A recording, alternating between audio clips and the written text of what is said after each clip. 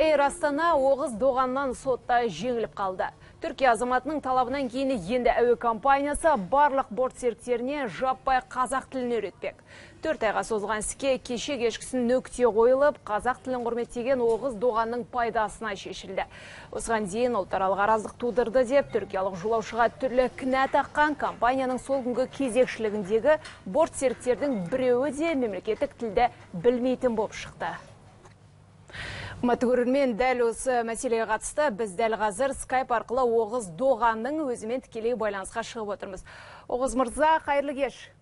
Қайырлы кеш. Кеш жарық, жаңа сюжеттен көрдік. Бұл істі бір емес, екі бірдей судья орта жолдан аяқсыз қалдырған екен.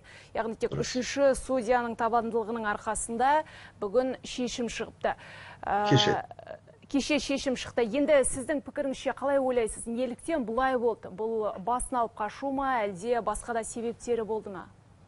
Енді мен бұл туралы ешнәрсе айта алмаймын. Мен шынымды айтсам, енді мүмкін шынымен де олардың осы қызметтен бас тартуға негізді себептері бар шығар. Мен сол туралы ешнәрсе айта алмаймын. Білмеймін деп қысқаша жауап берейін. Түсінікті.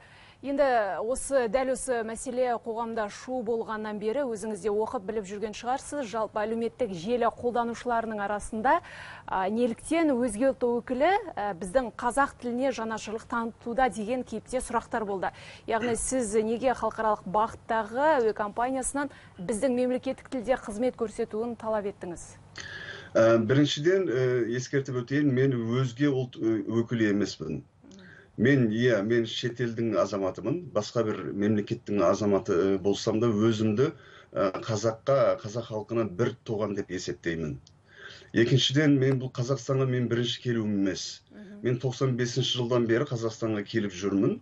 Сол тәуелсіздіктің алғашқы жылдарынан бері мен барған жерімде қазақ тілінде қызмет талап етіп жүрмін. Үшіншіден, мен қазақ тілі бойынша маманмын, филология ғылымдарының докторымын. Түркия Республикасында жарық көрген жалғыз қазақ тілінің грамматикасының авторымын. Қазақ тілінің фонетикасы атты докторантура диссертациясының авторымын. Енді бұл үшеуін қосқанда менің қазақ тілінің абыройын ойлауға, қазақ тілін талап етуге әбден хақым бар деп ойлаймын. Түсінікті, көп рахмет жауабыңызға. Сау болыңыз. Қымбатты көрермен, бізбен бірге тікелей байланысқа шыққан түркиялық жолаушы Оғыз Доған мырза болатын.